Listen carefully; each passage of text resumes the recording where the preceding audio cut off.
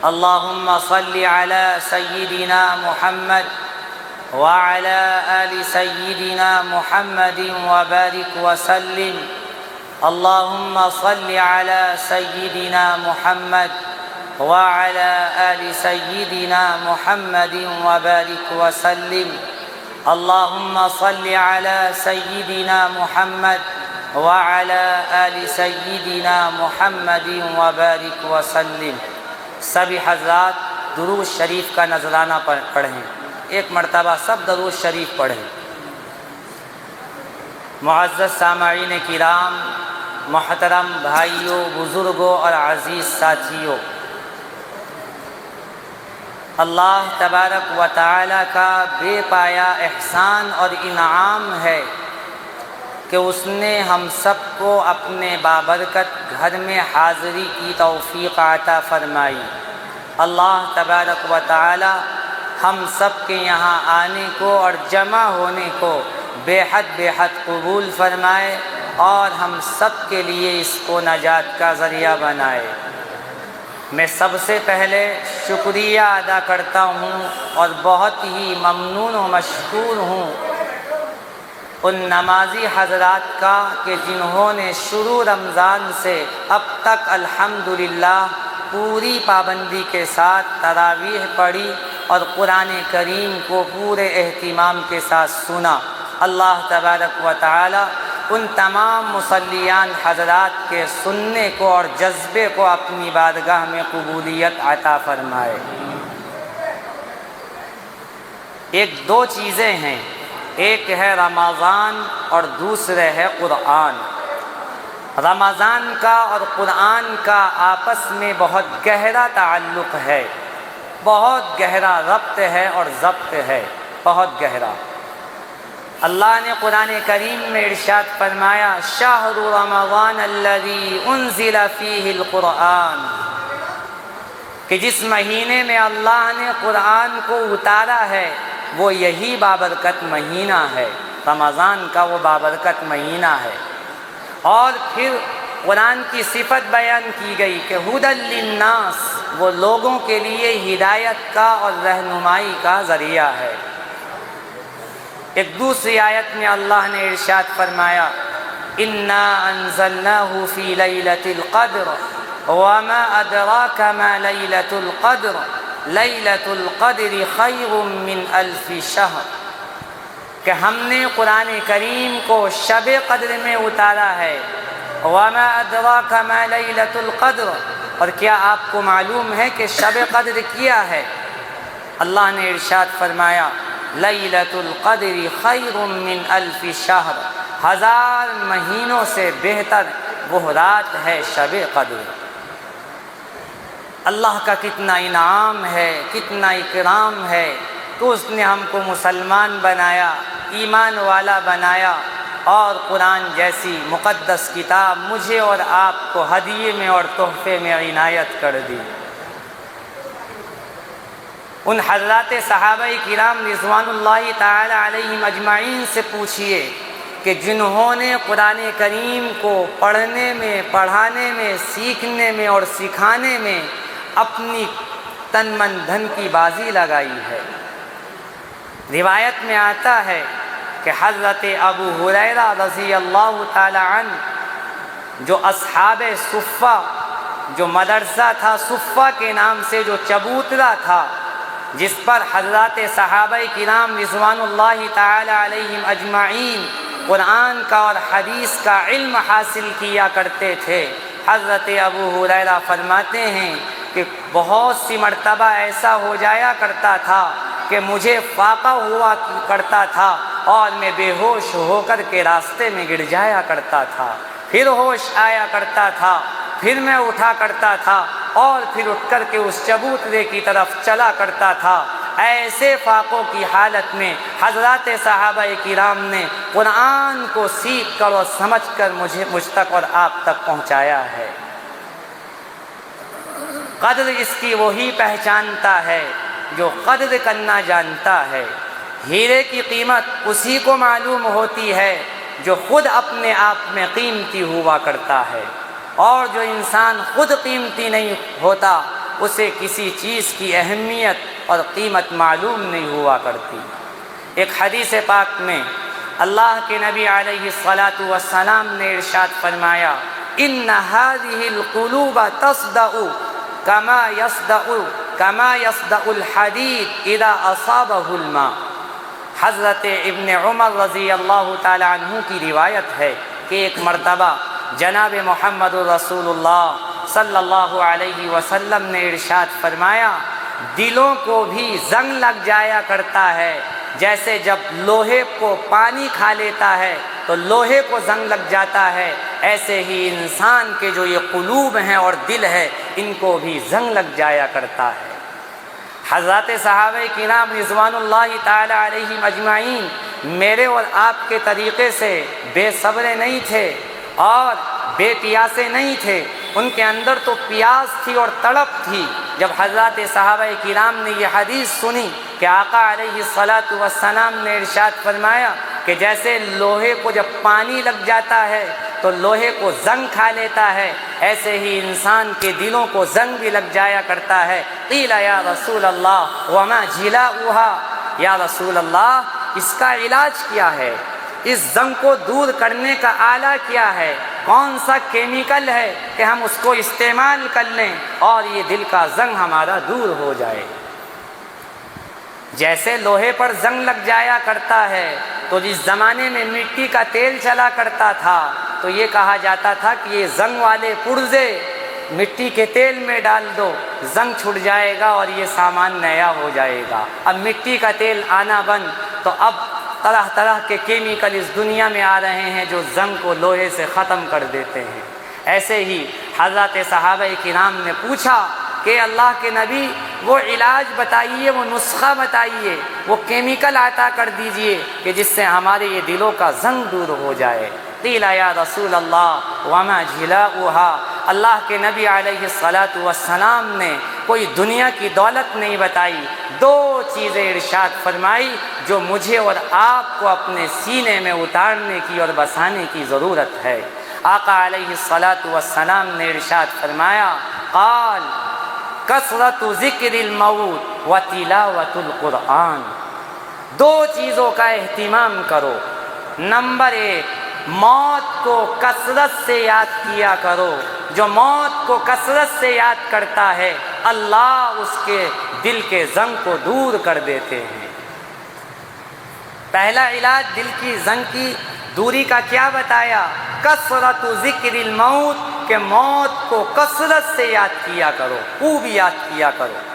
نماز کی حالت میں ہے، اللہ اکبر کہہ کر نیت باندھنے کا ارادہ کیا تو اب یہ سوچو پتہ نہیں کہ نیت باندھنے کی توفیق بھی ملے گی یا نہیں ملے گی۔ نیت باندھ لی ہے تو اب یہ سوچو کہ پتہ نہیں رکوع میں جانا بھی نصیب ہوگا یا نہیں ہوگا۔ رکوع میں چلے گئے، اب یہ سوچو کہ پھر دوبارہ کھڑا ہونا نصیب ہوگا یا نہیں ہوگا۔ کھڑے ہو گئے، سوچو کہ اب سجدہ بھی نصیب ہوگا یا نہیں ہوگا۔ پہلا سجدہ کر لیا، درمیان میں جو بیٹھنے کی جگہ ہے وہ بیٹھنا بھی نصیب ہوگا یا نہیں ہوگا۔ اتنا کثرت سے موت کو یاد کیا کرو۔ اگر تم کثرت سے موت کو یاد کرو گے تو اللہ نے جو دلوں پر گناہوں کا زنگ لگ چکا ہے، اللہ موت کی کثرت سے اس زنگ کو دور فرما دیں گے۔ یہ پہلا علاج ارشاد فرمایا ہم سب کے پیارے حبیب جناب محمد رسول اللہ صلی اللہ علیہ وسلم نے۔ دوسری بات، دوسرا جملہ میرے اور آپ کے آقا نے ارشاد فرمایا، خدا کی قسم کتنا لاجواب علاج دے دیا ہے۔ دوسرا جملہ ارشاد فرمایا، کثرت تلاوت القرآن، قرآن کریم کی تلاوت کثرت سے کیا کرو، اللہ دلوں کے زنگ کو دور فرما دیں گے۔ تو کیا علاج تھا؟ بیماری کیا ہے اور علاج کیا ہے؟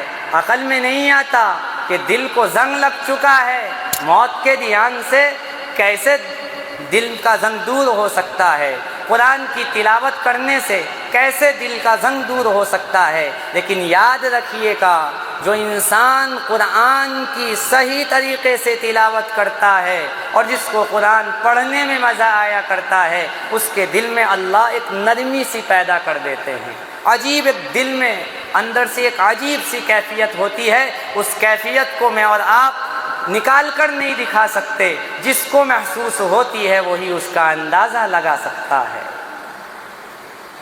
تو اللہ کے نبی علیہ الصلاۃ والسلام نے جو دلوں کے زنگ کا علاج ارشاد فرمایا، دھیان رکھیے گا، پہلا علاج ارشاد فرمایا کہ موت کو کثرت سے یاد کرو، اور دوسری چیز ارشاد فرمائی علاج کے لیے کہ قرآن کریم کی تلاوت کثرت سے کیا کرو۔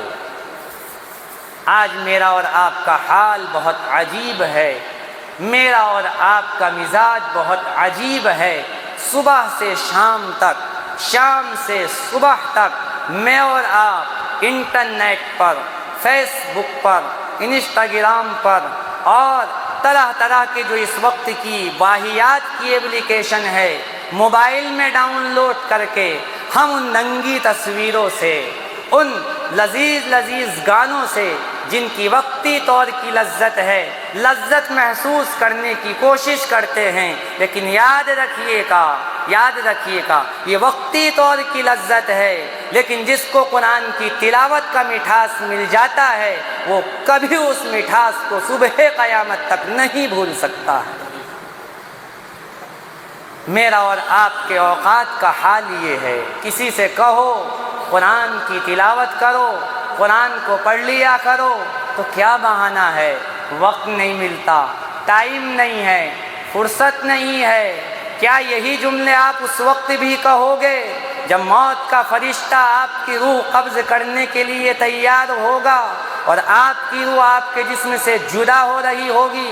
اس وقت فرشتے سے کہنا ٹائم نہیں تھا، فرصت نہیں تھی۔ جب نہلا دیا دھلا دیا جائے گا، کفن تیار کر دیا جائے گا، دلہے کی طریقے سے اور دلہن کی طریقے سے آپ کی میت کو سجا کر کے اور کفنا کر کے اور نماز جنازہ پڑھ کر 4 کندھوں پر لاد کر کے قبر کی اندھیری کوٹھری میں اتار دیا جائے گا، اور منکر نکیر کرامن کاتبین سوال کرنے کے لیے آئیں گے، تو اس وقت کیا جواب دو گے؟ کیا یہی کہو گے فرصت نہیں تھی، وقت نہیں تھا، ٹائم نہیں تھا؟ فرشتہ کیا کہے گا؟ میرے اور آپ کے پیارے حبیب جناب محمد الرسول اللہ صلی اللہ علیہ وسلم نے ارشاد فرمایا کہ جب کوئی نیک انسان اس دنیا سے گزر جاتا ہے اور اس کا جنازہ تیار کر کے نماز جنازہ پڑھ کر اس کو قبر میں دفنا دیا جاتا ہے، تو دفنانے کے بعد جب سب لوگ واپس ہو جاتے ہیں، 2 فرشتے اس کی قبر میں آتے ہیں جن کی شکل بہت نورانی ہوتی ہے، بہت حسین و جمیل ہوتے ہیں، اور وہ آنے کے بعد اس مردے کو اٹھاتے ہیں اور اٹھانے کے بعد اس کو بٹھا دیتے ہیں۔ اب اس کے بعد اگلا مرحلہ شروع ہوتا ہے، سوال و جواب کی باری آتی ہے۔ سب سے پہلا سوال ہوگا من ربک، تمہارا رب کون ہے؟ رب کو پہچاننے کے بہت سارے راستے ہیں، انہی میں سے ایک راستہ رب کو پہچاننے کا یہ نماز ہے 5 وقت کی۔ رب کو پہچاننے کا ایک راستہ قرآن کی تلاوت، قرآن کے معنی میں غور، قرآن کے حکموں پر عمل ہے۔ رب کو پہچاننے کا ایک راستہ زکوٰۃ کا راستہ ہے۔ رب کو پہچاننے کا راستہ حج اور عمرے کا راستہ ہے۔ رب کو پہچاننے کا راستہ اچھے اخلاق اور اچھے کردار بھی ہیں۔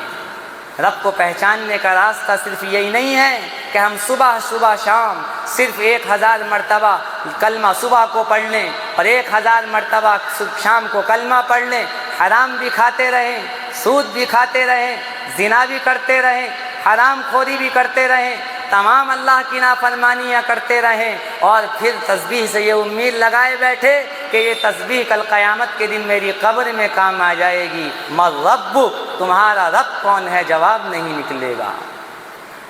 لیکن جو نیک ہوگا، جس کے دل میں اللہ کی محبت ہوگی، اللہ کے حکموں سے محبت ہوگی، وہ کیا کہے گا؟ ربی اللہ، میرا رب تو اللہ ہے، میرا پالنہار تو اللہ ہے، میری پرورش کرنے والا تو اللہ ہے، مجھ کو کھلانے اور پلانے والا اللہ ہے، بیماری سے دکھ دینے والا اور دکھ سے سکھ دینے والا وہ تو میرا رب اللہ ہے۔ میں نے ہر مشکل میں اللہ کو یاد کیا، ہر خوشی میں اللہ کو یاد کیا، ہر غم میں اللہ کو یاد کیا۔ ایسا نہیں جب خوشی مل جاتی تھی اللہ کو بھول جاتا تھا، دولت کے نشے میں اللہ کو بھلا دیتا تھا، ایسا نہیں۔ اگر مصیبت آئی تو میں نے صبر کیا، ان اللہ مع الصابرین، اللہ صبر کرنے والوں کے ساتھ ہے۔ جب نعمت مل گئی ان اللہ مع الشاکرین، اللہ شکر کرنے والوں کے ساتھ ہے۔ میں شکر گزار بن جایا کرتا تھا، مصیبت آ جایا کرتی تھی تو صبر گزار بن جایا کرتا تھا۔ میں نے کسی لمحے میں کبھی اللہ کو نہیں بھولا ہوں، ہمیشہ اللہ کو اپنے دھیان میں رکھا۔ وہ کہے گا ربی اللہ، میرا رب اللہ ہے۔ دوسرا سوال اس نیک انسان سے فرشتے کریں گے، ما دینک، تمہارا مذہب کیا ہے، تمہارا دین کیا ہے، تمہارا طور طریقہ کیا ہے۔ یہ سوال بہت چھوٹے ہیں دیکھنے میں، لیکن ان کے جواب وہی دے سکے گا جس نے اس رہتی دنیا میں اس مختصر سی زندگی میں صحیح معنی میں تیاری کی ہوگی، ورنہ معاملہ آگے کا بالکل خراب ہے، بہت خراب ہے۔ ما دینک، تمہارا مذہب کیا ہے، تمہارا دین کیا ہے۔ اگر اس نے مذہب اسلام پر عمل کیا ہوگا، اسلام سے محبت ہوگی، ایمان اس کے دل میں ہوگا، ایمان کو اس نے ہر لمحہ اور ہر آن اپنے جسم میں باقی رکھا ہوگا، کیسے بھی حالات آ گئے ہوں گے، اس نے کبھی ایمان کا اور اسلام کا سودا نہیں کیا ہوگا، تو وہ فوراً کہے گا دینی الاسلام، میرا دین اور میرا مذہب تو اسلام ہے۔ اب تیسرا سوال، آئے ہائے، دنیا میں تو اللہ کسی کسی کو اپنے حبیب کا دیدار نصیب کرتا ہے، لیکن کل قیامت کے دن قبر میں بھی اللہ کے نبی کا دیدار ہوگا، قبر میں بھی نیک لوگوں کو اللہ کا دیدار ہوگا۔ دعا کرو اللہ سے، اللہ ہمیں بھی ایسی موت دے اور ایسی زندگی دے کہ قبر کے جس گڑھے میں میں اور آپ دفن ہو، مجھے بھی اور آپ کو بھی اللہ کے حبیب کے مبارک چہرے کا دیدار نصیب ہو جائے۔ پہلا مرحلہ، تیسرا سوال، من نبیک، تمہارے نبی کون ہے۔ لیکن صرف اتنا ہی سوال نہیں ہوگا، تمہاری قبر سے لے کر کے اللہ کے نبی علیہ الصلاۃ والسلام کے روضہ اطہر پر جہاں آپ کی قبر ہے، درمیان کی تمام رکاوٹوں کو دور کر دیا جائے گا، اور فرشتے اشارہ کر کے کہیں گے اس خوبصورت چہرے کے بارے میں تم کیا کہتے ہو، یہ کون ہے۔ آپ کو حضور کا چہرہ دکھایا جائے گا کہ من نبیک، تمہارے نبی کون ہے، اس شخص کے بارے میں تمہارا کیا خیال ہے، یہ کون ہے، یہ تمہارے پیغمبر اور رسول ہیں یا کوئی امتی ہے۔ لیکن جو نیک ہوگا، جس نے نبی کی اطاعت کی ہوگی، نبی کی فرما برداری کی ہوگی، اللہ کے نبی علیہ الصلاۃ والسلام کی سنت کو زندہ کیا ہوگا، ہر لمحہ اور ہر آن نہ اس نے اپنے دوستوں کا لحاظ کیا ہوگا، نہ رشتہ داری کا خیال کیا ہوگا۔ سنت کا تقاضا آیا، باپ آڑے آیا، اس نے باپ کو ایک طرف کیا کہ میرے لیے سنت پہلے، دین پہلے۔ ماں آڑی آئی، بیٹی نے کہا کہ اے ماں ادھر ہو جا، دین پہلے، اللہ پہلے، اللہ کے حبیب کا طریقہ پہلے ہے، تو تیرے میرا کوئی سودا نہیں ہے نبی کی سنت کے سامنے۔ شادی بیاہ کا موقع آیا تو اس نے یہ نہیں کہا کہ میں اپنے دوستوں کو خوش کروں گا، اس نے یہ کہا کہ میرا رب خوش اور میرے نبی خوش، تو یہ شادی کامیاب، ورنہ یہ شادی ناکام ہے، یہ شادی برباد ہے، آباد نہیں ہے۔ تو کیا ہوگا؟ وہ فوراً کہے گا نبی محمد صلی اللہ علیہ وسلم، یہ جس شخص کے بارے میں تم سوال کر رہے ہو، یہ ہم سب کے پیارے آقا، محبوب کبریا، رحمت للعالمین، جناب محمد رسول اللہ صلی اللہ علیہ وسلم ہے۔ یہ تین سوال پورے ہو گئے۔ اب اللہ کی طرف سے ندا آئے گی کہ اس کی قبر کو کشادہ کر دو، 2 گز زمین کا ٹکڑا ملا ہے۔ اللہ کہے گا تا حد نظر جہاں تک اس کی نظر جاتی ہے وہاں تک اس کی قبر کو کشادہ کر دو، خوب پھیلا دو، اور جنت کی جو کھڑکیاں ہیں وہ اس کی قبر میں کھول دو تاکہ اس کی قبر میں جنت کی ہوائیں آتی رہیں۔ اور اس کے بعد فرشتے کہیں گے نم کا نومت العروس، ایسے سو جا جیسے پہلی رات میں دلہن کو نیند آیا کرتی ہے۔ اللہ نے تجھے قبول کر لیا ہے، تو اپنے امتحان میں کامیاب ہو گیا، اب آگے کی منزل کی تیاری کر۔ نم کا نومت العروس، سو جا جیسے دلہن میٹھی نیند سوتی ہے، اب تو سو جا، اب تیرا بیڑا پار ہو گیا ہے، تجھے کوئی فکر کرنے کی ضرورت نہیں ہے۔ بتاؤ میرے دوستو، کس نے تیاری کی ہے؟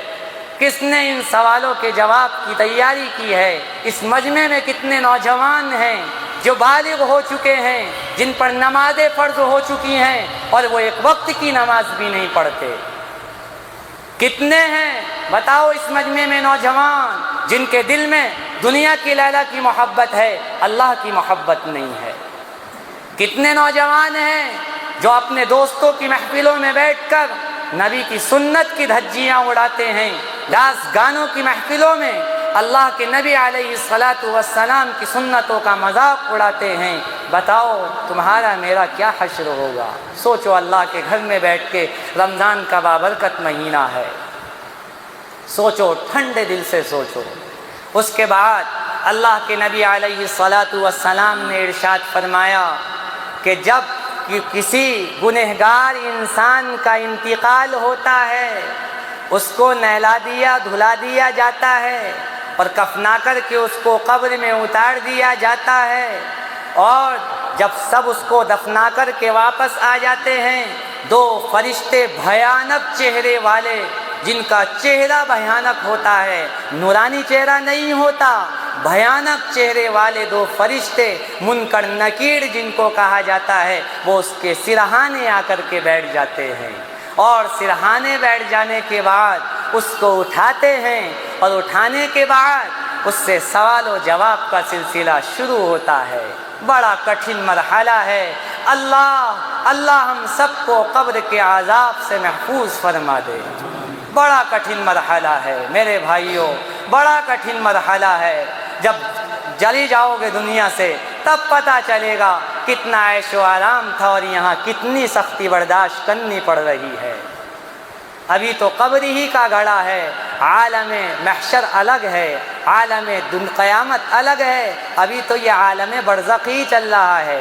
قبر کا جو عالم ہے اس کو عربی زبان میں عالم برزخ کہا جاتا ہے۔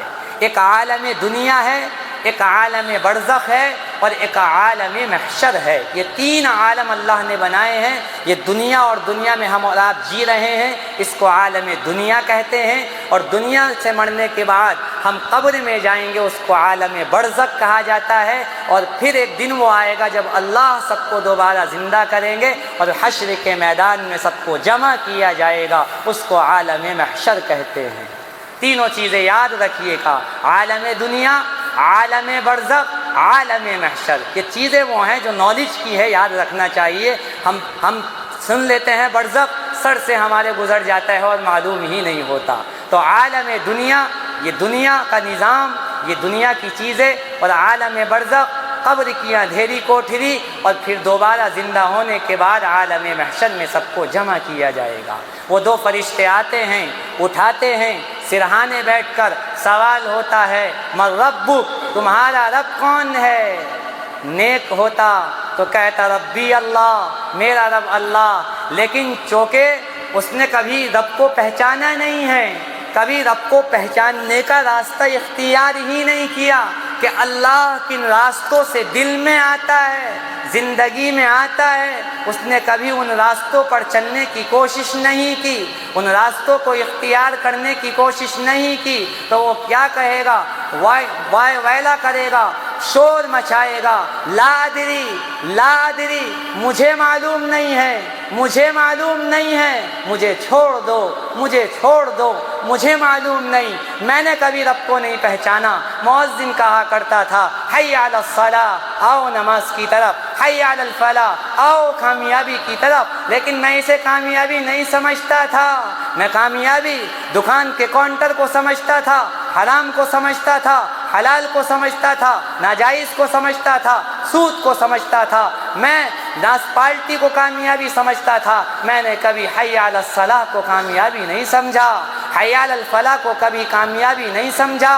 میں نے کبھی نرم نرم بستروں کو نہیں چھوڑا۔ جب مؤذن کہتا تھا الصلاۃ خیر من النوم، الصلاۃ خیر من النوم، نماز نیند سے بہتر، نماز نیند سے بہتر، لیکن یہ کہتا تھا میں نے ساری رات فلمیں دیکھی ہیں، میری نیند پوری نہیں ہوئی، اس لیے نماز سے یہ فلم بہتر، نماز سے یہ فیس بک بہتر، نماز سے یہ انسٹاگرام بہتر، نماز سے میری آئی ڈی بہتر، نماز سے میرے فالوورز بہتر، نماز سے یہ ننگی تصویریں بہتر۔ میرے اور آپ کے نوجوان کا نعرہ یہ ہے، اور میرا رب کہہ رہا ہے اللہ اکبر، اللہ اکبر، آؤ اللہ کی بڑائی کی طرف، آؤ اللہ کی بڑائی کی طرف، حی علی الصلاح، کامیابی کی طرف، کامیابی کی طرف چلے آؤ، چلے آؤ۔ جس کو تم نے کامیابی سمجھ رکھا ہے وہ کامیابی نہیں ہے، وہ کامیابی نہیں ہے، وہ سراسر ناکامی ہے۔ ہم جس کو کامیاب کہہ دے وہ کامیاب ہے، ہم جس کو ناکام کہہ دے وہ ناکام ہے۔ کامیابی اور ناکامی تمہارے ہاتھ میں نہیں ہے۔ کیا کہے گا؟ لا ادری لا ادری، مجھے معلوم ہی نہیں ہے کہ رب ہوتا کون ہے۔ اور حقیقت حال یہی ہے، معاف کیجئے گا، آج بھی بہت سارے نوجوان آپ کو اپنے معاشرے میں ایسے ملیں گے کہ جن کو پہلا کلمہ نہیں یاد، پڑھنا نہیں آتا، پہلا کلمہ ان کو صحیح سے یاد نہیں۔ ان سے کلمہ سن لو، پتہ نہیں کون سا کلمہ سناتے ہیں، ایسا لگتا ہے کہ جیسے انہوں نے اپنا ہی ایک نیا کلمہ بنا لیا ہو۔ لا الہ الا اللہ محمد الرسول اللہ، یہ پہلا کلمہ ہے۔ کسی نوجوان سے اس مجمع میں بھی معاف کیجئے کہ کوئی ایسا ہو، اللہ کے گھر میں توبہ کر کے اٹھو کہ اللہ کی محبت کو اپنے دل میں مرتے دم تک بسانے کی کوشش کروں گا۔ دوسرا سوال اس کے نافرمان سے ہوتا ہے، ما دینک، تمہارا دین کیا تھا؟ تو وہ کیا کہے گا اس کے جواب میں؟ لا ادری لا ادری، مجھے تو معلوم ہی نہیں ہے، میں تو جانتا ہی نہیں ہوں کہ اسلام کیا تھا، ایمان کیا تھا، اسلام کی تعلیم کیا تھی، مجھے تو معلوم ہی نہیں ہے، میرا تو اس سے کوئی رشتہ ناتا ہی نہیں تھا۔ مجھے حلال ملا، میں نے حرام کو پیٹ میں اتار لیا، حلال ملا، حلال کو پیٹ میں اتار لیا، جائز ملا اس کو بھی پیٹ میں اتار لیا، ناجائز ملا اس کو بھی پیٹ میں اتار لیا، جس کو چاہا گالی دے دی، جس کی چاہے توہین کر دی، جس پہ چاہے تہمت لگا دی، میرے جو جی میں آیا میں نے وہی کیا۔ میں نے کبھی اسلام کو نہ سمجھنے کی کوشش کی، نہ ماننے کی کوشش کی، اور نہ اس پر عمل کرنے کی کوشش کی۔ جاؤ آج میرا پیچھا چھوڑ دو، لا ادری لا ادری، مجھے معلوم نہیں، مجھے معلوم نہیں، مجھے کچھ نہیں پتا۔ تیسرا سوال، من نبیک، اس نافرمان کو بھی اللہ کے نبی علیہ الصلاۃ والسلام کی شکل دکھائی جائے گی، آپ کی پاکیزہ صورت کا دیدار کرایا جائے گا کہ او اے نافرمان، اللہ کے باغی، اللہ سے بغاوت کرنے والے، اس خوبصورت چہرے کے بارے میں تیرا کیا خیال ہے، کیا کہنا چاہتے ہو؟ وہ کہے گا لا ادری لا ادری، مجھے معلوم نہیں، مجھے معلوم نہیں۔ خدا کی قسم، میرے اور آپ کے دنیا کا ایک عاشق اپنی معشوقہ کا چہرہ نہ دیکھے بےتاب ہو جاتا ہے، تڑپنے لگتا ہے، بلکنے لگتا ہے کہ آج معشوقہ کا دیدار نہیں ہوا، آج اس کا خوبصورت حسین چہرہ اور حسین زلفوں کا اس کا دیدار نہیں ہوا، تڑپنے لگتا ہے۔ کل قیامت کے دن جب اللہ کے نبی کا دیدار کرایا جائے گا قبر میں، اور کہو گے لا ادری لا ادری، میں نہیں جانتا، میں نہیں جانتا، کیا بنے گا، کیا بنے گا؟ یہ کام آئیں گے دوست آپ کے، یہ آل و اولاد کام آ جائے گی، یہ بنگلے کام آ جائیں گے، یہ کوٹھیاں کام آ جائیں گی، کوئی چیز کام نہیں آئے گی، سب یہیں رہ جائے گی، سب یہیں رہ جائے گی۔ اب کیا ہوگا؟ اللہ فرمائیں گے ندا آئے گی آسمان سے ان فرشتوں کو جو منکر نکیر ہے، کہا جائے گا اس کی قبر کو تنگ کر دو، 2 گز تو زمین کا ٹکڑا ملا ہی ہے، اوپر سے اس کو تنگ کر دیا جائے گا، جہاں تک اس کی نگاہ پہنچے وہاں تک اس کی قبر کو تنگ کر دو، اس کے اوپر اس کی قبر کو تنگ کر دو۔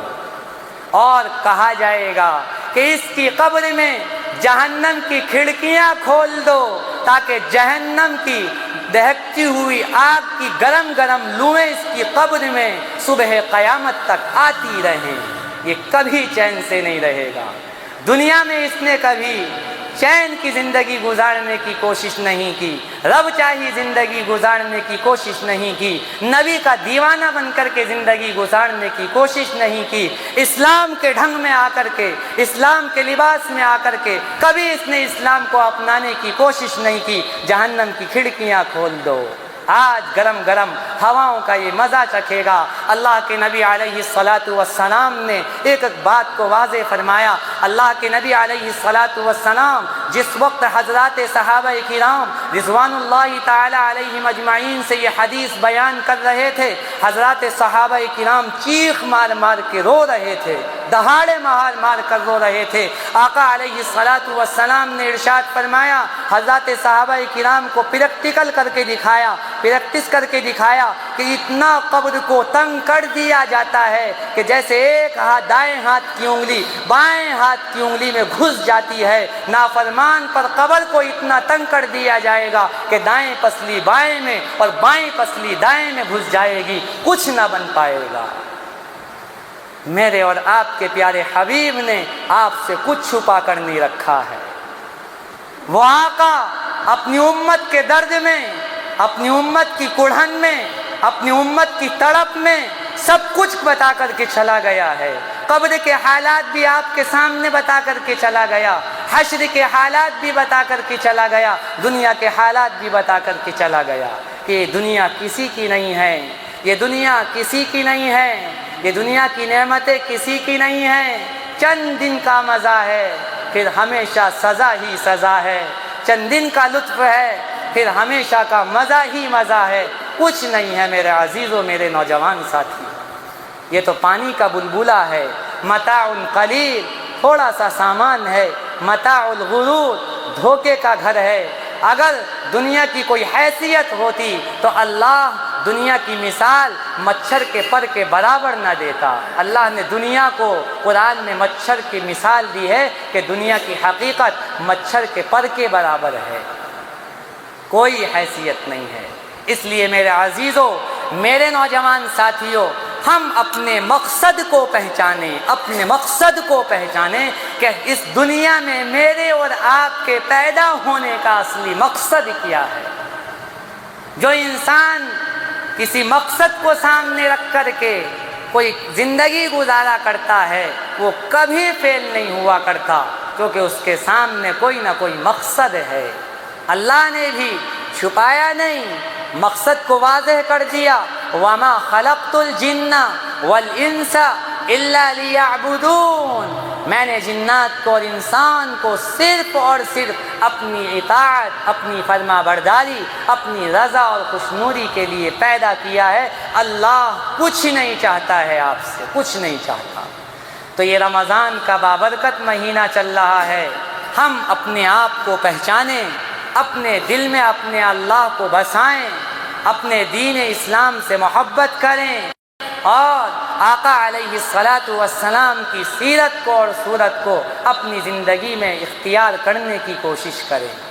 ایک حدیث میں اللہ کے نبی جناب محمد رسول اللہ صلی اللہ علیہ وسلم نے ارشاد فرمایا کہ اللہ نے زمین اور آسمان کو 1000 سال بنانے سے پہلے سورہ یاسین کی اور سورہ طٰہٰ کی تلاوت فرمائی۔ خود اللہ نے، اللہ کے نبی علیہ الصلاۃ والسلام نے ارشاد فرمایا کہ اللہ نے زمین اور آسمان کو بنانے سے 1000 سال پہلے سورہ یاسین کی اور سورہ طٰہٰ کی تلاوت کی۔ جب فرشتوں نے قرآن کی ان دونوں سورتوں کو سنا تو وہ فرشتے رش کرنے لگے اور یہ کہنے لگے، خوش قسمت ہے وہ امت کہ جس امت کو یہ قرآن، جس امت پر یہ قرآن اتارا جائے گا اور جس امت کو یہ قرآن دیا جائے گا۔ کہاں چرچے ہو رہے ہیں قرآن کی بلندی کے کہ وہ خوش قسمت ہے وہ امت۔ فرشتے کہہ رہے ہیں، اللہ نے تلاوت کی سورہ یاسین کی اور سورہ طٰہٰ کی، فرشتوں نے سنا، رش کرنے لگے کہ کتنا پیارا قرآن ہے، اس کا ایک ایک لفظ موتی ہے، اس کا ایک ایک حرف ہیرا ہے، اس کا ایک ایک زبر اور زیر یاقوت اور زبرجد اور موتی ہے۔ کہنے لگے خوش قسمت ہے وہ امت جس امت کو یہ قرآن دیا جائے گا، اور خوش قسمت ہے وہ سینے جو سینے اس کو محفوظ رکھیں گے، یعنی حافظ قرآن بنیں گے، حفظ کریں گے۔ فرشتے آسمانی دنیا پر کہہ رہے ہیں۔ اور تیسری بات فرشتوں نے کہی، خوش قسمت ہیں وہ زبانیں کہ جو زبانیں اس قرآن کی تلاوت کیا کریں گی، وہ زبانیں بڑی خوش قسمت ہے۔ دنیا بنانے سے 1000 سال پہلے میرے اور آپ کے لیے ذکر خیر ہو رہا ہے، اسی نبی کی امت ہے، جس نبی کو قرآن دیا گیا، اسی کے قرآن کے تذکرے رب آسمان میں کر رہا ہے کہ امت ہے وہ خوش قسمت جس پر یہ اتارا جائے گا، اور خوش قسمت ہے وہ سینے جن سینوں میں یہ محفوظ ہوگا، خوش قسمت ہے وہ زبانیں کہ جس زبان پر اس کی تلاوت جاری ہوگی۔ اب بتاؤ آپ خوش قسمت بننا چاہتے ہو یا بدقسمت بننا چاہتے ہو؟ فیصلہ کرو اللہ کے گھر میں بیٹھ کر۔ اور اللہ کے نبی جناب محمد الرسول اللہ صلی اللہ علیہ وسلم نے ایک حدیث پاک میں ارشاد فرمایا، ان الذی لیس فی جوفہ شیء من القرآن کالبیت الخرب، کہ جس انسان کے دل میں قرآن نہیں ہوگا، قرآن تو بہت دور کی بات، قرآن کا تھوڑا سا بھی حصہ نہیں ہوگا، وہ دل ایسا ہے جیسا کہ کوئی ویران گھر ہے۔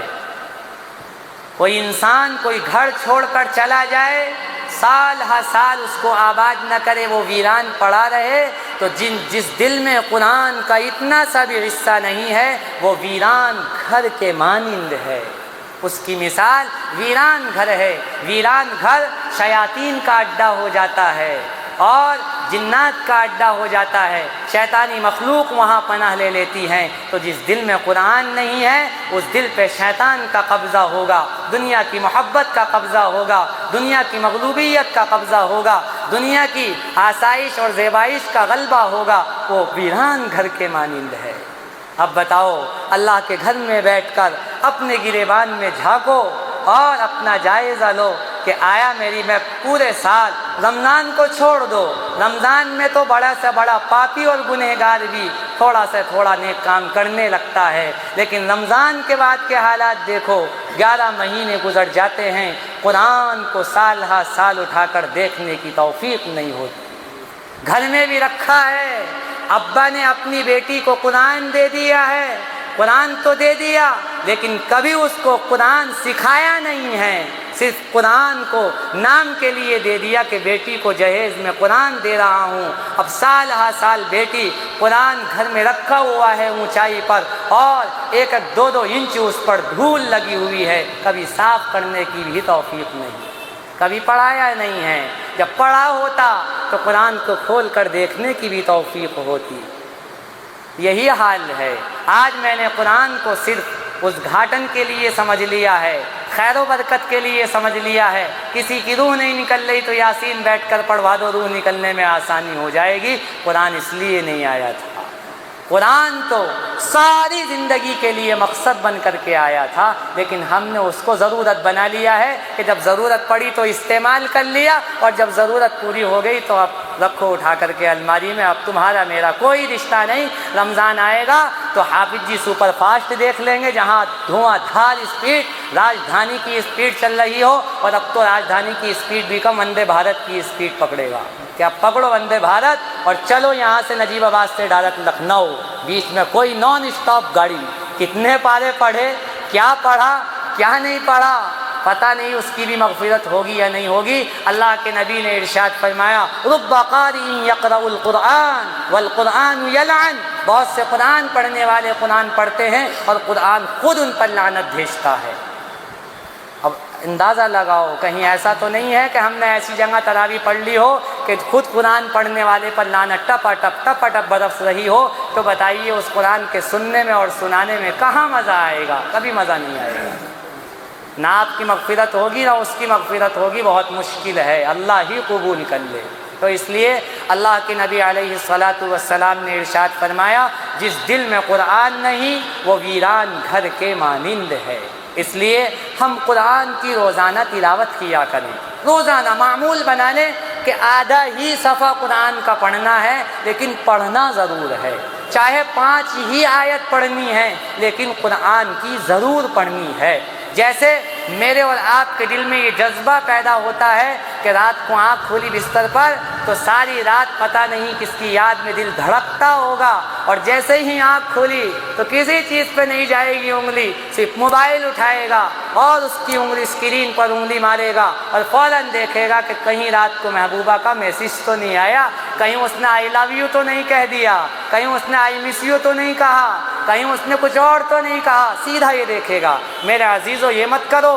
صبح صبح پہلے کا زمانہ تھا جب گھروں سے قرآن کی آوازیں آیا کرتی تھی، قرآن کی تلاوت ہوا کرتی تھی، اور آج کا زمانہ وہ ہے کہ جب جس گھر میں چلے جاؤ صبح کو کوئی تو بیچارہ جس کی لیلا روٹ گئی تو وہ جفاؤں کے گانے سنے گا، اور جس کی نہیں روٹھی تو وہ وفاؤں کے گانوں میں مست ہے، ساری رات اسی میں گزار رہا ہے۔ اور جو اللہ والے ہوتے ہیں وہ قرآن کی جب جہنم کا تذکرہ آتا ہے جسم پر رونگٹے کھڑے ہو جاتے ہیں، آنکھوں سے آنسو نکلنے لگتے ہیں، اور جب جنت کا تذکرہ آتا ہے ان کے ہونٹوں پر مسکراہٹ اور ان کے چہرے پر بشاشت آ جاتی ہے کہ میرے رب نے اتنی بڑی جنت بنائی ہے اور میرے رب نے اتنی بڑی جہنم بھی بنائی ہے۔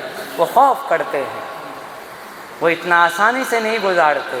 اس لیے اپنے راتوں کو، اپنے دنوں کو اللہ کی یاد میں، اسلام کی محبت میں، اللہ کی نبی کی محبت میں گزارو۔ گزارو گے نہیں گزارو گے انشاءاللہ، انشاءاللہ۔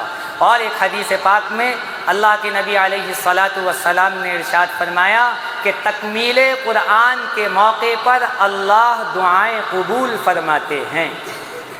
اور ایک روایت میں تو تکمیل قرآن کی مجلس سجانے پر سب سے مستند دلیل ہے حضرت انس بن مالک، جنہوں نے اللہ کے نبی علیہ الصلاۃ والسلام کی 10 سال خدمت کی ہے۔ حضرت انس بن مالک کا اپنا معمول تھا کہ جب آپ قرآن کریم کو مکمل کر لیا کرتے تھے تو آپ اپنے اہل و عیال کو جمع فرماتے اور پھر ان کے حق میں دعا کیا کرتے تھے۔ تو یہی بھی ایک مجلس ہے کہ میں نے بھی اور آپ نے بھی قرآن کریم مکمل کیا ہے، قرآن کریم کو مکمل سنا ہے۔ ہم بھی یہاں اسی لیے اکٹھا ہوئے ہیں کہ اللہ ہماری دعاؤں کو ضرور قبول فرمائے گا۔ اور دوسری چیز، بہت سارے لوگوں کے ذہن میں یہ خیال ہوگا جنہوں نے یہاں تراویح پڑھی ہے کہ امام صاحب کا تو ایک جگہ بھی غلطی نہیں آئی۔ اب میں آپ کو اپنی حقیقت حال بتاتا ہوں، مجھے کئی جگہ متشابہ بھی لگے ہیں، غلطی بھی ہوئی ہیں، لیکن وہ متشابہ اور غلطیاں ایسی نہیں تھی کہ جو سامع کو ٹوکنا پڑ جائے۔ وہ غلطی آئی، اس کو نکال لیا گیا۔ الحمدللہ، اظہار نعمت کے طور پر، بڑائی کے طور پر آپ سے نہیں کہہ رہا ہوں، آپ کی قرآن کی ایک آیت بھی نہیں چھٹی ہے۔ الحمدللہ آپ نے مکمل قرآن کریم سنا ہے۔ مصلی رسول پر بیٹھ کر آپ کو اس کی گارنٹی دیتا ہوں۔ غلطی ہوئی ہے، میں نے آج بھی ایک غلطی کو پڑھا ہے، والصافاتی کی مجھ سے کچھ آیت رہ گئی تھی، آج میں نے وہی آیت کی تکمیل کر کے قرآن کریم کو مکمل کر دیا تھا۔ اظہار نعمت کے طور پر کہہ رہا ہوں، یہ مت سوچیے گا کہ امام صاحب تو ابھی جنت کا اور جہنم کا تذکرہ کر رہے تھے اور اب اپنی شیخی میں بھی آ گئے اپنے نمبر بڑھانے کے لیے۔ نمبر بڑھانے کی بات نہیں ہے یہ، اس لیے کہہ رہا ہوں کہ آج کل مزاج ہے کہ امام صاحب کی غلطی کیوں نہیں آ رہی، کیا سٹا پٹی تو نہیں ہے، کیا ساج باز تو نہیں کر لیا ہے، کہ تم مت بتانا، پڑھتے رہنا، جیسا تو ویسا ہی میں، چل تو اور میں آیا، جیسی چلے چلائے جاؤ، حلوہ پوری کھائے جاؤ۔ کبھی یہ کہانی ہو؟ الحمدللہ آپ کے ساتھ ایسا نہیں ہوا ہے، اللہ کے کرم کی بات ہے۔ قرآن اللہ کے فضل سے بہت تازہ ہے، پورے سال الحمدللہ روزانہ 3 پارے پڑھنے کا معمول ہے۔ آپ کہیں سے بھی پڑھوا لو، کوئی سا بھی پارہ سن لو، کوئی سا بھی رکوع سن لو، انشاءاللہ یہ خادم آپ کی خدمت میں ہمیشہ حاضر ہے۔ اور آپ یہ کہو گے کہ ایک بیٹھک میں آپ کو قرآن سنانا ہے تو بغیر یاد کرے، بغیر کھولے، بغیر دیکھے انشاءاللہ آپ کو مکمل قرآن کریم سنانے پر بھی قادر ہوں۔ اس رب نے یہ نعمت دی ہے تو اس کی قدر وہی جانتا ہے جو اس کو ہمیشہ پڑھتا رہتا ہے، ورنہ اس دنیا میں ناقدرے بھی بہت ہیں، بہت ناقدرے ہیں کہ جو حافظ بن گئے اور انہوں نے اپنی زندگی سے قرآن کو نکال دیا۔ اس لیے بڑوں نے کہا ہے کہ قرآن سے رابطہ رکھو گے تو یہ تمہاری زندگی میں رہے گا، ورنہ قرآن کا معمول یہ ہے کہ قرآن خود قرآن والے کی زندگی سے نکل جاتا ہے، اس کو نکالنے کی ضرورت نہیں پڑا کرتی، خود قرآن اب زندگی سے نکل جاتا ہے۔ اس لیے ہم سب اپنے بچوں کو بھی حافظ قرآن بنائیں، کم سے کم حافظ قرآن نہ بنائیں تو اتنا تو کم سے کم ان کے ساتھ کریں کہ یہ ناظرہ دیکھ کر اچھی طریقے سے پڑھ لیں، اتنا تو کم سے کم ان کے ساتھ کریں، اتنی زیادتی بھی نہ کرو کہ ان کی قبر اور حشر سب کا سب ان کے لیے کہیں مشکل نہ ہو جائے۔ اس لیے آسانیاں پیدا کرو۔ اللہ کے نبی علیہ الصلاۃ والسلام نے ارشاد فرمایا، میں دنیا میں آسانیاں پیدا کرنے کے لیے آیا ہوں، مشکلات میں ڈالنے کے لیے نہیں آیا ہوں۔ اس لیے اپنی ان نونہالوں کو اس دنیا کی تعلیم کے چکر میں آخرت کی مشکلات میں مت ڈالو۔ دونوں چیزیں سکھاؤ، بیلنس رکھو برابر۔ بیلنس جب ہوتا ہے گاڑی بڑی اچھی چلتی ہے، اور جہاں ڈسمس ہوا وہی معاملہ خراب، جہاں مقتدی اور امام کی کھٹ پٹ ہوئی، یا تو مقتدی ہی مسجد سے باہر 9-2-11 یا امام ہی مسجد سے 21 اور 22 چلو، اور جہاں دونوں کا تال میل، امام سے غلطی ہوئی مقتدی نے برداشت کر لیا، مقتدی سے غلطی ہوئی امام صاحب نے سہ لیا، وہاں بیلنس چلتا ہی رہتا ہے اور گاڑی چلتی ہی رہتی ہے کہ چلائے جاؤ، اب تو بس زندگی یہیں پوری ہوگی، ہماری قبر بھی یہیں بن جائے گی۔ اس لیے تال میل ملا کر کے چلنا ہی اچھی بات ہے۔ جہاں تال میل بگڑتا ہے، میاں بیوی کا رشتہ بھی ایسا ہے کہ وہاں تال میل بگڑتا ہے تو رات کو جب زوجہ بستر پر لیٹے گی تو اس کا رخ مشرق کی طرف اور میاں صاحب کا رخ مغرب کی طرف، اور تال میل اچھا ہوگا تو اللہ نے جو کشش دی ہے اس کشش سے فائدہ ہی اٹھاتے رہو گے، اتنا لطف اللہ نے دیا۔ تو تال میل میں اللہ نے اتنی برکت رکھی ہے، اس لیے اپنا تال میل قرآن سے ملا لو، حدیث سے ملا لو، اللہ کے نبی سے ملا لو۔ ان تین چیزوں سے اپنا تال میل ملا کر کے چلو گے، کبھی دنیا میں آپ کو خسارہ نہیں آئے گا، نقصان نہیں آئے گا۔ دکان پر بیٹھو گے برکت ہی برکت ملے گی، اس ہاتھ سے دو گے اللہ دوسرے ہاتھ سے تمہیں کہاں سے دے دے گا پتہ بھی نہیں لگے گا۔ ان تین چیزوں سے اپنا تال میل پیدا کر لو، اور ان سے تال میل پیدا کرنے کے بہت سارے راستے ہیں۔ نماز سے تعلق پیدا کرو، اللہ سے جڑ جاؤ گے۔ قرآن سے تعلق پیدا کر لو، اللہ کی محبت آ جائے گی۔ اللہ کے نبی کی سنتوں پر عمل کر لو، نبی کا عشق آنے لگے گا۔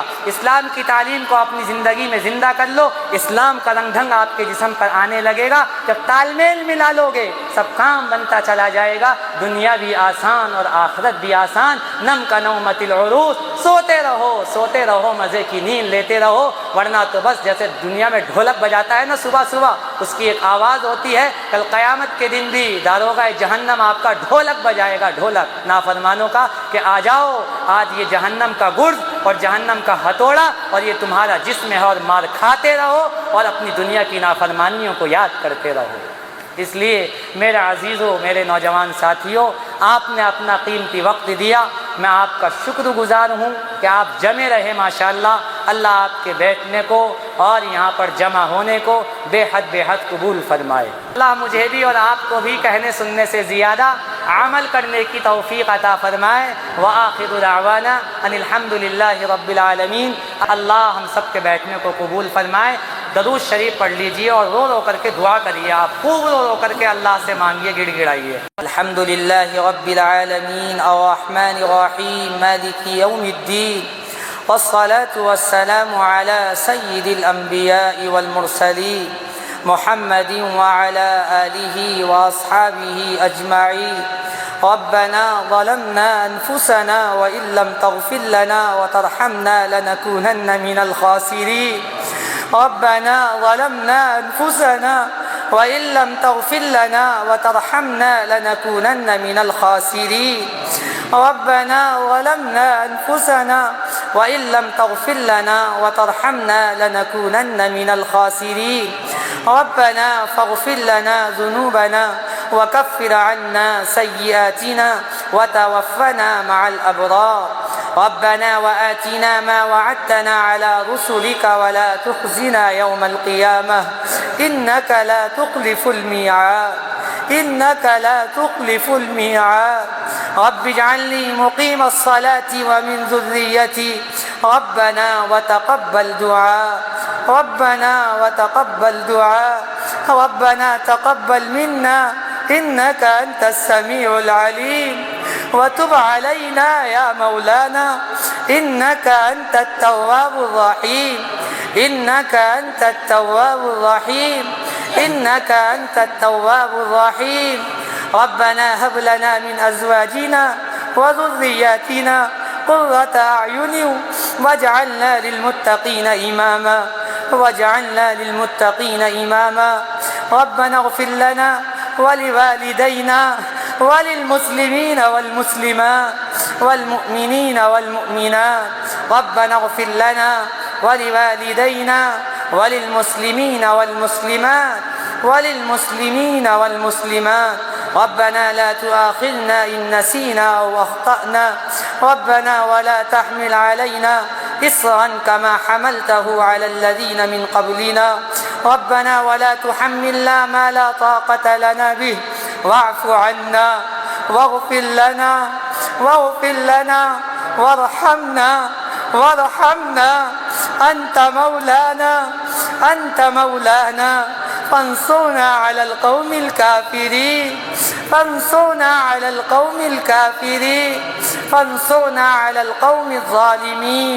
فانصرنا على القوم الظالمين.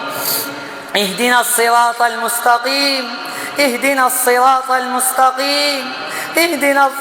المستقيم صراط الذين أنعمت عليهم غير المغضوب عليهم ولا الضالين. اللهم اهدنا فيمن هديت وعافنا فيمن عافيت وتولنا فيمن توليت وبارك لنا فيما أعطيت وقنا شر ما قضيت إنك تقضي ولا يقضى عليك إنه لا يذل من واليت ولا يعز من عاديت تباركت ربنا وتعاليت. نستغفرك ونتوب إليك.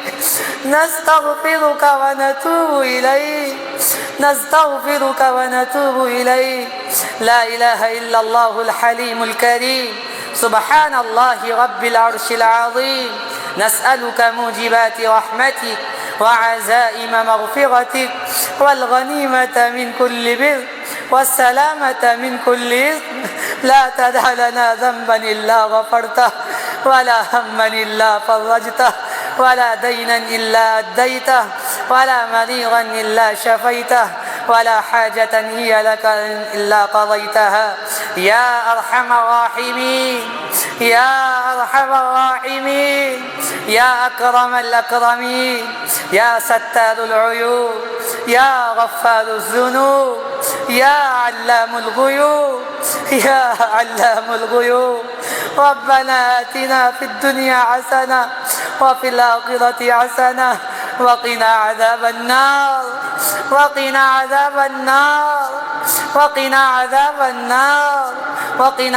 القبر وقنا عذاب الحشر وقنا من فتنة المسيح الدجال وقنا من فتنة المحيا والممات. يا حي يا قيوم برحمتك نستغيث أصلح لنا شأننا كله ولا تكلنا إلى أنفسنا طرفة عين. يا أرحم الراحمين یا اکرم الاکرمین. یا اللہ آپ نے ہم سب کو رمضان جیسا برکتوں والا رحمتوں والا مہینہ عطا فرمایا. یا اللہ ہمیں اس مہینے کی قدردانی کی توفیق عطا فرما یا اللہ آپ رمضان کے دن اور رات میں روزانہ لاکھوں کروڑوں جہنمیوں کو جہنم سے آزادی کی خلاصی دیتے ہیں. یا اللہ روزانہ آپ افطار کے وقت اپنے گنہگاروں کو معاف فرماتے ہیں. یا اللہ ہمیں بھی معاف فرما دے، ہمیں بھی معاف فرما دے، ہمیں بھی معاف فرما دے، یا اللہ معاف فرما دے، معاف فرما دے، معاف فرما دے، یا اللہ ہمارے ماں باپ کو معاف فرما دے، بہن بھائیوں کو معاف فرما دے، یا اللہ رشتہ داروں کو معاف فرما دے، ہماری آل و اولاد کو معاف فرما دے، امت کو معاف فرما دے، پوری نسل انسانیت کو معاف فرما دے، معاف فرما دے، یا اللہ جب ہم یہاں سے اٹھ کے جائیں تو یا اللہ ہم بخشے بخشائے ہوں، ہمارے ماں باپ بخشے بخشائے ہوں، ہمارے بہن بھائی بخشے بخشائے ہوں، رشتہ دار بخشے بخشائے ہوں، یا اللہ پوری امت بخشی بخشائی ہو، پوری نسل انسانیت بخشی بخشائی ہو، بخشی بخشائی ہو، یا اللہ، یا اللہ گناہ کر کر کے ہم نے رحمت کے دروازے اپنے اوپر بند کر لیے ہیں، بند کر لیے ہیں، بند کر لیے ہیں، یا اللہ تیرے در کے سوا کوئی در نہیں ہے جو ان بند دروازوں کو کھول سکے، یا اللہ ہم آپ کے امتی ہیں، آپ کے پیارے حبیب کے امتی ہیں، جناب محمد رسول اللہ صلی اللہ علیہ وسلم کے امتی ہیں، امتی تو آپ ہی کے ہیں، بندے تو آپ ہی کے ہیں، یا اللہ مغفرت کے دروازے کھول دے، رحمت کے دروازے کھول دے،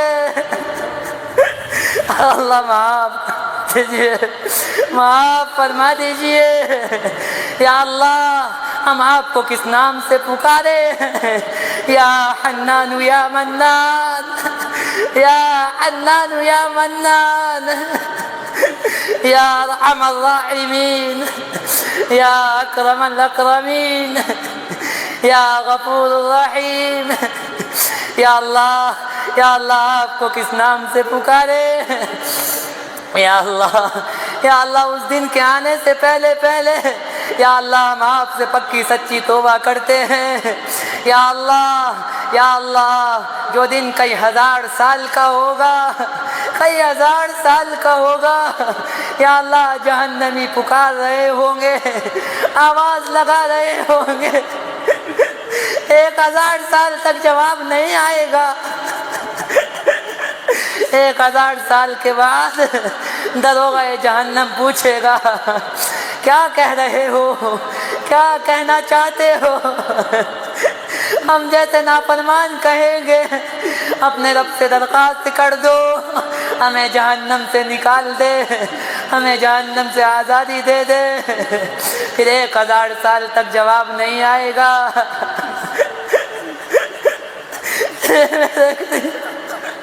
1000 سال کے بعد جواب آئے گا تو آئے گا، اخسؤوا فیہا ولا تکلمون، ناکام ہو جاؤ، مجھ سے بات مت کرو،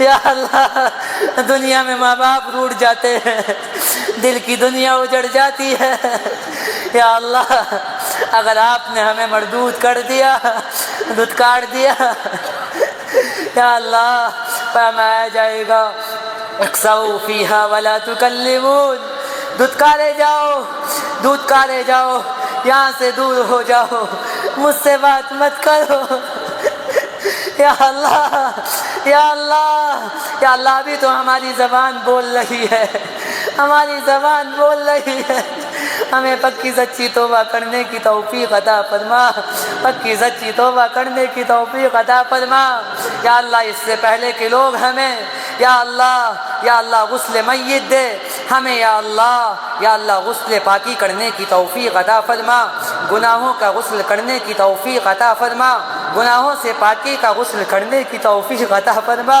یا اللہ اس سے پہلے کہ لوگ ہمارے جنازے کو تیار کریں ہمیں اپنی آخرت کی تیاری کی توفیق نصیب فرما، قبر کی تیاری کی توفیق نصیب فرما، یا اللہ معاف فرما، اللہ جی معاف فرما دیجیے، اللہ معاف فرما دے، اللہ معاف فرما دے، اللہ معاف فرما دے، نہیں کرنا پھر بھی معاف فرما دے، معاف فرما دیجیے، معاف فرما دیجیے، یا اللہ اپنا بنا لیجیے، پیارے اللہ اپنا بنا لیجیے، سونے اللہ اپنا بنا لیجئے، سونے اللہ اپنا بنا لیجئے۔ اللہ یا اللہ ہم آپ کو اپنا نہ بنا سکے لیکن آپ ہمارے بن جائیں گے۔ آپ سے کوئی پوچھنے والا نہیں ہے، آپ سے کوئی سوال کرنے والا نہیں ہے۔ یا اللہ آپ ہمارے بن جائیں گے، ہمارا بیڑا پار ہو جائے گا۔ یا اللہ ہم نے آپ کی اتنی نافرمانیاں کی ہیں، یا اللہ اتنے گناہ کیے ہیں، گناہ کرتے کرتے دل سیاہ ہو چکا ہے، زمین سیاہ ہو چکی ہے، یہ دھرتی گندی ہو چکی ہے، سیاہ ہو چکی ہے۔ یا اللہ یا اللہ یا اللہ باپ سے چھپ کر کے ہم نے گناہ کیے ہیں، ماں سے چھپ کر کے ہم نے گناہ کیے ہیں۔ یا اللہ کل قیامت کے دن میدان محشر کی رسوائی سے بچا لینا۔ یا اللہ یا اللہ دنیا میں کوئی رسوا کرتا ہے، منہ چھپائے پھرتے ہیں، منہ چھپائے پھرتے ہیں، گھروں سے بھی نہیں نکلتے۔ یا اللہ کل قیامت کے دن میدان محشر کی رسوائی سے بچا لینا۔ یا اللہ جہاں باپ بھی ہوگا، ماں بھی ہوگی، بھائی بھی ہوگا، بہن بھی ہوگی، یا اللہ جب لائن لگی ہوگی، حساب و کتاب شروع ہوگا، باپ بھی دیکھے گا کہ میرا بیٹا تو نمازیں پڑھا کرتا تھا لیکن گناہ کیا کرتا تھا۔ ماں کہے گی کہ میں نے تجھے اپنی چاٹی سے دودھ پلایا تھا، تو میری چاٹی کا دودھ پی کر بھی نافرمانی کیا کرتا تھا۔ بہن کہے گی، بھائی کہے گا کہ بہن تو گناہ کیا کرتی تھی اور دنیا میں نیک بنا گھومتا تھا۔ یا اللہ میدان محشر کی رسوائی سے بچا لینا، بچا لینا، بچا لینا، بچا لینا۔ یا اللہ بچا لینا، حفاظت فرما دینا، امت مسلمہ کی حفاظت فرما دینا۔ یا اللہ قبر کی گہرائی سے حفاظت فرما لینا، قبر کی تنگی سے حفاظت فرما لینا، قبر کی تنگی سے حفاظت فرما لینا۔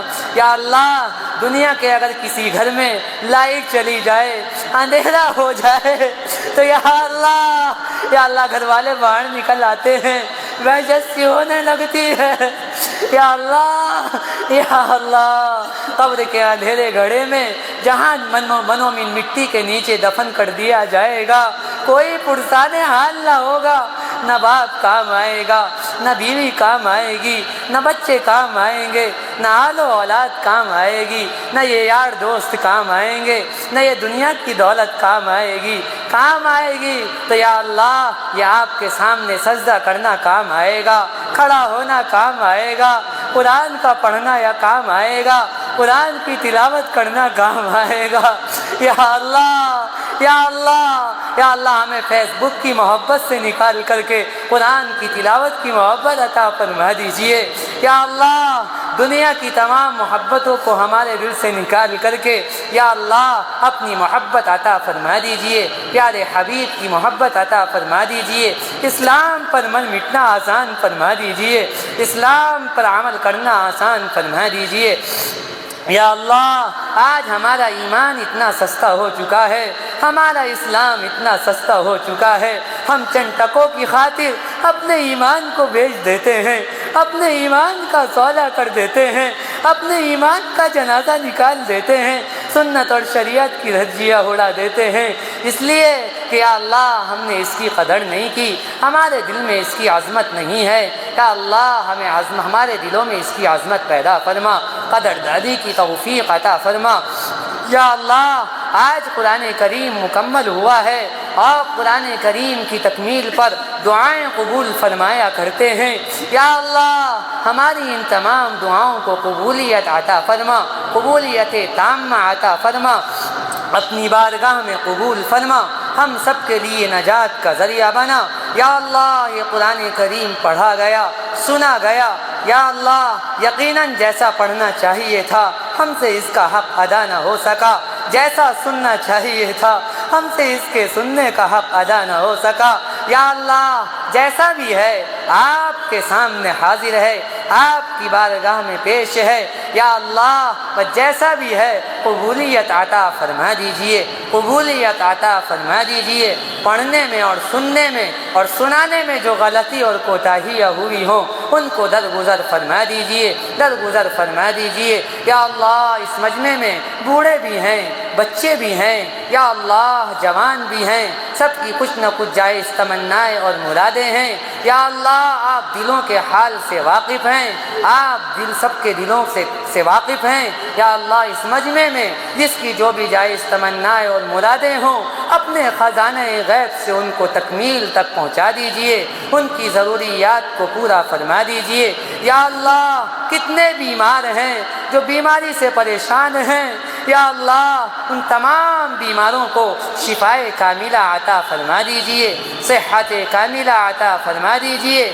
یا اللہ افضال میاں کے بیٹے نوید شمسی کینسر کی بیماری میں مبتلا ہے، بہت سخت بیمار ہے۔ یا اللہ آپ کے قبضۂ قدرت میں سب کچھ ہے۔ یا اللہ آپ بیماری سے صحت دے دیں، صحت سے بیماری دے دیں۔ یا اللہ سب آپ کے قبضۂ قدرت میں ہیں۔ یا اللہ ہم ان کے بچے کے لیے آپ سے شفائے کاملہ کا سوال کرتے ہیں۔ یا اللہ ان کے صاحبزادے کو صحت کاملہ عطا فرما دیجئے۔